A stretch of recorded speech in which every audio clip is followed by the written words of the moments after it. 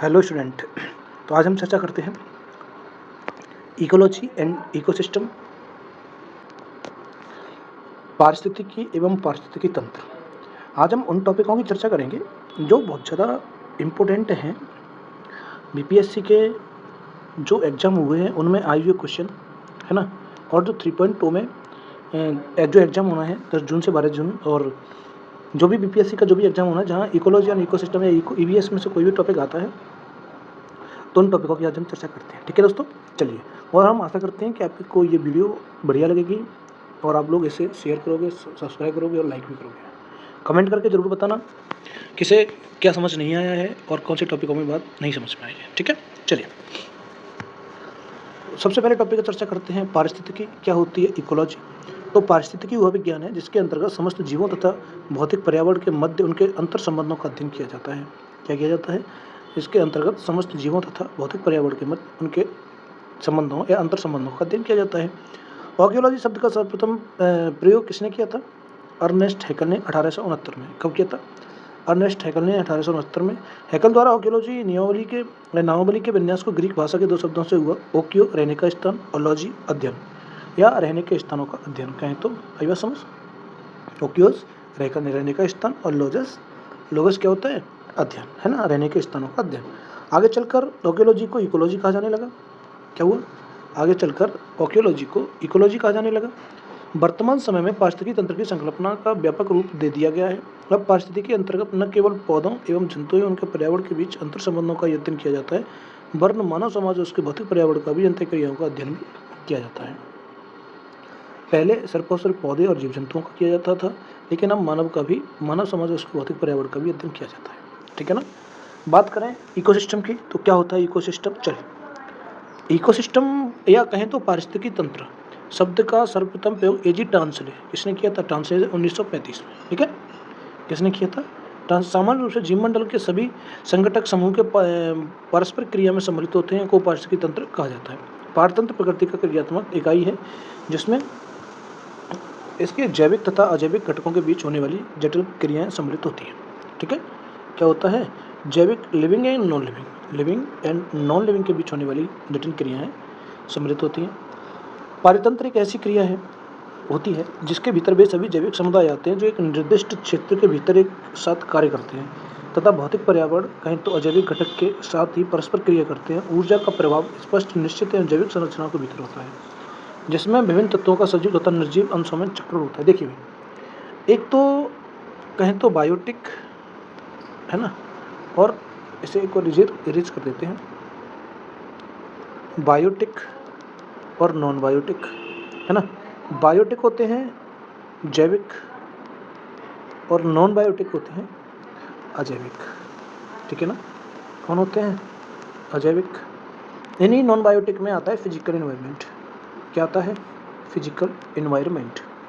और बायोटिक में आता है लिविंग एनवायरनमेंट, वो लिविंग एनवायरनमेंट जिसमें जीवों के बारे में चर्चा की जाती है। नॉन बायोटिक कहें तो इसमें एनवायरनमेंट आता है ऐसा एनवायरनमेंट जिसमें पृथ्वी, वायु और जल की बात की जाती है। ठीक है ना। Lithosphere, biosphere, atmosphere. ठीक है ना। चलिए, इसकी विशेषताओं की चर्चा करें तो यह संरचित एवं सुसंगठित तंत्र होता है। पारिस्थितिकी तंत्र प्राकृतिक संसाधन तंत्र होते हैं। पारिस्थितिकी तंत्र की उत्पादकता उसमें ऊर्जा की स्रोतता पर निर्भर करती है। पारिस्थितिकी तंत्र के विभिन्न प्रकार के ऊर्जा द्वारा संचालित होते हैं। पारिस्थितिकी तंत्र एक खुला तंत्र है जिसमें पदार्थों तथा ऊर्जा का निवेश बहिर्गम होता है। आकार के आधार पर इसके अनेक भागों में बांटा जा सकता है। कितने भागों में? अनेक भागों। कैसे? वो देख लेते हैं क्या सिस्टम है। देखिए, सर्वोच्च पोषण स्तर होता है सर्वाहारी का। किसका? सर्वाहारी का, जो सर्वोच्च उपभोक्ता होता है। इन्हें हम दो भागों में विभाजित कर देते हैं, एक तो उत्पादक कहें तो प्रोड्यूसर, एक कंज्यूमर, है ना। उत्पादक के बाद हमारे प्राथमिक उपभोक्ता, द्वितीयक उपभोक्ता और तृतीयक उपभोक्ता। ठीक है ना। उत्पादक में पेड़ पौधे आते हैं, वो पेड़ पौधे जो सोलर एनर्जी से और O2 रिलीज सोलर एनर्जी और वायु जिससे CO2 और पोषक तत्व जो जल से और मृदा से लेते हैं, उन पोषक तत्वों द्वारा क्या बनाते हैं? O2 रिलीज करते हैं, वो होते हैं उत्पादक। उत्पादक कौन होते हैं? उत्पादक में आते हैं पेड़ पौधे। ठीक है ना। अच्छा जी, द्वितीय को कौन होते हैं? प्राथमिक उपभोक्ता, वो उपभोक्ता होते हैं शाकाहारी होते हैं। कौन से वाले? शाकाहारी, प्राथमिक उपभोक्ता। तृतीय को होते हैं वो उपभोक्ता जिन्हें हम कहते हैं मांसाहारी, और चतुर्थक होते हैं वो उपभोक्ता जिसे हम कहते हैं सर्वाहारी। ठीक है ना, क्या कहा जाता है दोस्तों, सर्वाहारी। ठीक है, अच्छा जी। उसके बाद इन सबको खाने वाले होते हैं जिनका नाम होता है अपघटक। क्या कहते हैं उन्हें, अपघटक, कहें तो डिकम्पोजर। ठीक है, कौन होते हैं, डिकम्पोजर। चलिए देखिए, पारिस्थितिकी कर्मकता इकोलॉजी नेचर क्या होती है। पारिस्थितिकी कर्मकता किसी खास प्रजाति के उसके पर्यावरण के कार्यात्मक भूमिका तथा पारिस्थितिकी को प्रदर्शित करती है। इसके अंतर्गत प्रजातियों द्वारा उपयोग किए जाने वाले संसाधनों की प्रकृति, उनके उपयोग के तरीके, समय तथा उस प्रजाति की अन्य प्रजातियों के साथ अंतःक्रिया को सम्मिलित किया जाता है। पारिस्थितिकी कर्मकता की संकल्पना को जोसेफ ग्रीनली ने प्रतिपादित किया था। ठीक है, चलिए अगले पॉइंट पर चर्चा करते हैं। संख्या चर किसे कहा जाता है। संख्या का घनत्व, प्रजाति का क्षेत्र या भोजन या आहार की आवृत्ति। निकेत चक्र किसे कहा जाता है, स्तन की ऊंचाई, दैनिक समय की अवधि, आहार तथा संख्या में अनुपात। आवास चर क्या किसे कहा जाता है, उच्चावच ऊंचाई, ढाल की मृदा की उर्वरता। ठीक है ना, ये शब्द होते हैं। आगे चलिए, अगर हम आगे चलते हैं तो घटक अभी हमने बात करी थी, अजैविक घटक, एबायोटिक और बायोटिक। अजैविक घटकों में किसके, जैसे हमने नॉन बायोटिक कहा था, है ना, जैविक घटक और अजैविक घटक। जैविक घटक कौन होते हैं, जिसमें उपभोक्ता या प्रोड्यूसर और उपभोक्ता आते हैं, या लिविंग जीवधारी आते हैं, है ना। अच्छा, और अजैविक में कौन आता है, भौतिक, अकार्बनिक और कार्बनिक। भौतिक में कहें तो तापमान, आर्द्रता, प्रकाश, सौर ऊर्जा, वायुमंडल, इस तरह करते हैं। इसमें कहें तो जल, वायुमंडल, गैस, मिट्टी, खनिज, चट्टान। कार्बनिक में बात करें तो प्रोटीन, कार्बोहाइड्रेट और वसा। ठीक है ना, चलिए ध्यान रखिए ना, इन चीज़ों में अगर हम आपसे बात करें तो डायरेक्ट क्वेश्चन उठता है। जो हमने ये चीज़ें जो अंडरलाइन कर रखी है ना, इनसे यहाँ से डायरेक्ट क्वेश्चन उठाए गए। अभी हम बताते हैं आपको पिछली बार एग्जाम में कहाँ से क्वेश्चन आए थे। ठीक है ना, ये बायोटेक की बात करें तो पारिस्थितिक तंत्र के अजैविक घटकों काफ़ी महत्वपूर्ण होते हैं। अजैविक घटकों में मृदा, जल, वायु, प्रकाश, ऊर्जा आदि आते हैं। इनमें बहुसंख्यक अकार्बनिक पदार्थ जैसे ऑक्सीजन, नाइट्रोजन आदि। कौन कौन, ऑक्सीजन, नाइट्रोजन आदि, तथा रासायनिक एवं भौतिक प्रक्रियाएं जैसे ज्वालामुखी, भूकंप, बाढ़, ज्वालामुखी, मौसम आदि भी शामिल है। ठीक है ना, अजैविक घटक में कौन कौन शामिल है आप लोग समझ चुके होंगे, 2-3 बार चर्चा होगी। उधर जैविक घटक की अगर हम चर्चा करें तो जैविक घटक में कौन कौन आता है, उत्पादक, उपभोक्ता, अपघटक। उत्पादक स्वपोषित होते हैं जो कि साधारणतः क्लोरोफिल युक्त होते हैं और जो अकार्बनिक अजैविक पदार्थों के सूर्य के प्रकाश की उपस्थिति में संचित कर अपना भोजन बनाते हैं। ठीक है ना, चलिए देखिए, प्रोड्यूसर एंड ऑटोट्रॉप्स के बारे में हमने बात कर ली है। ऑटोट्रॉप्स के बारे में कहें तो उत्पादक है, स्वपोषित संगठक के बारे में, है ना। अच्छा जी, और उसके बाद नेक्स्ट पॉइंट आता है प्राथमिक उपभोक्ता, द्वितीयक उपभोक्ता, तृतीयक उपभोक्ता। ये भी बात हम कर चुके हैं। उसके बाद आते हैं डिकम्पोजर या कहें तो अपघटक। अपघटक भी हम समझ चुके हैं कौन होते हैं अपघटक, है ना। ये सारे पॉइंटों पर चर्चा हो गई। अच्छा जी, उसके बाद हमें नेक्स्ट पॉइंट समझ में आता है इधर से, पारिस्थितिकी तंत्र से संबंधित नियमों की चर्चा करें तो पारिस्थितिकी अध्ययन की आधारभूत इकाई है। जैविक एवं जैविक घटक दोनों होते हैं। संपूर्ण जैवमंडल एक जटिल पारिस्थितिकी तंत्र है।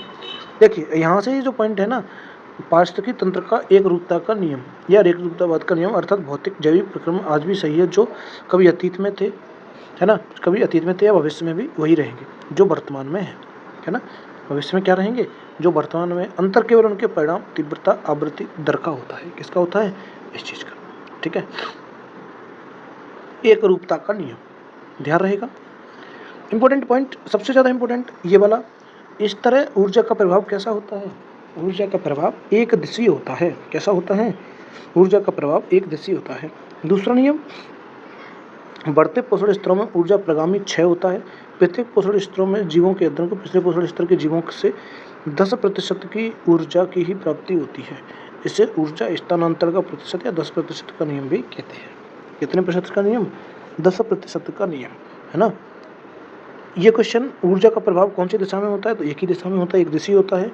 और ऊर्जा में या जो पूरा फूड चेन सिस्टम है उसमें ऊर्जा का स्थानांतरण कितना होता है, सिर्फ और सिर्फ 10% ऊर्जा का स्थानांतरण होता है। बात आई समझ में, चलिए यहाँ से कोई इंपॉर्टेंट पॉइंट है नहीं, है ना।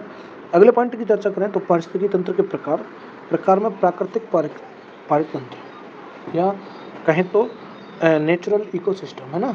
नेचुरल इकोसिस्टम क्या होता है, पूर्ण रूप से सौर विकिरण पर निर्भर, जैसे जंगल, घास के मैदान, मरुस्थलीय नदियाँ। इनमें हमें भोजन, ईंधन, चारा तथा औषधियाँ प्राप्त होती हैं। ये कैसा होता है, नेचुरल इकोसिस्टम होता है। ठीक है ना। अच्छा जी, प्राकृतिक पारितंत्र के बारे में अगर हम चर्चा करें ना, तो स्थलीय परितंत्र और जलीय परितंत्र। स्थलीय परितंत्र में हमें क्या समझ में आता है? स्थलीय परितंत्र में हमें समझ में आता है उष्णकटिबंधीय वन, है ना। वनों की बात करें तो घास के मैदान, मरुस्थल और टुंड्रा।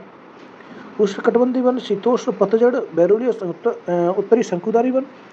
और इसकी बात करें तो अलवड़ी परितंत्र, सागरी परितंत्र और संक्रमणकाली परितंत्र, है ना। स्थलीय परितंत्र और जलीय परितंत्र हमें समझ में आया। इंग्लिश में कहें तो टेरेस्ट्रियल और एक्वाटिक। कौन सा? टेरेस्ट्रियल और एक्वाटिक, है ना।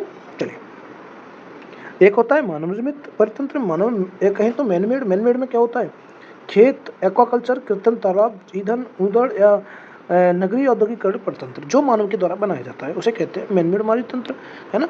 अच्छा जी, इसमें सबसे इंपॉर्टेंट पॉइंट क्या है? इंपॉर्टेंट पॉइंट की चर्चा करें तो स्थलीय परितंत्र में देखते हैं। स्थलीय परितंत्र में हमें समझ में आता है वन पारिस्थितिकी तंत्र। वन पारिस्थितिकी तंत्र में तापमान, आर्द्रता और मृदा अनिवार्य है। वन पारिस्थितिकी तंत्र में क्या होना चाहिए? टेम्परेचर होना चाहिए, अच्छा टेम्परेचर, अच्छी मृदा और अच्छी आर्द्रता। जल और वायु की मृदा स्वरूप निर्धारित करता है कि वनस्पति का वितरण किस प्रकार का है। वन परितंत्र को मोटे तौर पर 3 भागों में विभाजित किया जाता है: उष्णकटिबंधीय, शीतोष्णकटिबंधीय और शंकुधारी वन, जो क्रम से निम्न अक्षांश, मध्य अक्षांश और उच्च अक्षांश पर पाए जाते हैं। किंतु एक ही अक्षांश पर ऊंचाई वृद्धि के साथ साथ ये सभी वन प्रतिरूप क्रम से देखे जा सकते हैं, ठीक है ना। उष्णकटिबंधीय वन। उष्णकटिबंधीय वनों को भी 2 भागों में बांटा जा सकता है: उष्णकटिबंधीय सदाबहार और उष्णकटिबंधीय पर्णपाती वन, है ना। देखिए, उष्णकटिबंधीय सदाबहार वनों की अगर हम बात करें तो उष्णकटिबंधीय सदाबहार वन विषुवत रेखा के निकट हैं, जहाँ साल भर तापमान, आर्द्रता काफी उच्च रहती है तथा औसत वार्षिक वर्षा 2 सेंटीमीटर से अधिक होती है और पाए जाते हैं। यह जैव विविधता सर्वाधिक होती है। सबसे अधिक जैव विविधता उष्णकटिबंधीय वनों में पाई जाती है, ठीक है ना। चलिए, यहाँ पर अगर वृक्षों की बात करें तो कौन से वृक्ष देखने को मिलते हैं? महागोनी के वृक्ष, आबनूस के वृक्ष, रोजवुड के बड़े बड़े वृक्ष। जो बड़े बड़े वृक्ष हैं बर्ड में, उन और जीवों की बात करें तो हाथी, गैंडा, जंगली सुअर और शेर, ठीक है। इन वनों का विस्तार अमेजन बेसन, कांगो बेसन एंड अफ्रीका गिनी के अंडमान एवं निकोबार द्वीप और जावा सुमात्रा द्वीप। ब्राजील में इन वनों को सेल्वासा कहा जाता है। इन वनों को ब्राजील में क्या कहा जाता है? इन वनों को ब्राजील में सेल्वासा कहा जाता है, ठीक है। उष्णकटिबंधीय पर्णपाती वनों की बात करें तो ये वन कहाँ पाए जाते हैं? दक्षिण पूर्व एशिया, भारत, ब्राजील, मध्य दक्षिण अमेरिका, उत्तरी ऑस्ट्रेलिया के एरिया में पाए जाते हैं। यहाँ औसत वर्षा सदाबहार वनों की अपेक्षा कम होती है। यहाँ के वृक्षों में सागवान, शीशम, साल, बांस आदि प्रमुख होते हैं, है ना। इन वन के पौधे सामान्यतः शुष्क ग्रीष्म ऋतु में या पत्तियां गिरा देते हैं। क्या कर देते हैं? शुष्क या ग्रीष्म ऋतु में ये अपनी पत्तियां गिरा देते हैं ताकि वाष्पोत्सर्जन कम से कम हो। इसी कारण को पर्णपाती वन कहा जाता है, ठीक है ना। क्यों कहा जाता है पर्णपाती वन? क्योंकि ये पेड़ अपनी पत्तियां गिरा देते हैं, ठीक है ना दोस्तों। चलिए, शीतोष्ण कटिबंधीय मध्य अक्षांशीय वनों की बात करें तो इन वनों में मध्य अक्षांशीय सदाबहार वन, मध्य अक्षांशीय पर्णपाती और भूमध्यसागरीय वनों में वर्गीकृत किया गया है ना।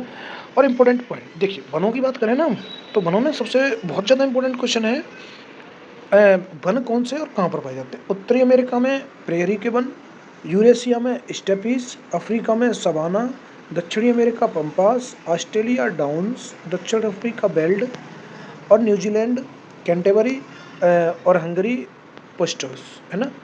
और ब्राज़ील कंपास। कौन से? ब्राज़ील के कंपास होते हैं। बात आई समझ में कि नहीं आई? ये वन है, आप सभी साथी एक बार इन्हें ना सभी लोग ध्यान से देखना और क्या करना है, हमें इन्हें नोट भी करना है, ठीक है ना। उत्तरी America prairie, Eurasia steppes, Africa savanna, दक्षिणी अमेरिका पंपास, ऑस्ट्रेलिया डाउन्स और दक्षिण Africa veld, New Zealand Canterbury, Hungary पोस्टर, ब्राज़ील कंपास, ठीक है। चलिए देखिए, एक पॉइंट है जिसे हम डीओ के नाम से जानते हैं, डिजॉल्व ऑक्सीजन, जल में घुलित ऑक्सीजन। ये बहुत ज़्यादा इंपॉर्टेंट पॉइंट है डीओ का। डीओ का पॉइंट क्या है कि स्वच्छ पानी में घुलित ऑक्सीजन की सांद्रता 0.0010% होती है, ठीक है ना, जिसे 10 भाग प्रति 10 लाख या 10 ppm से निरूपित किया जाता है।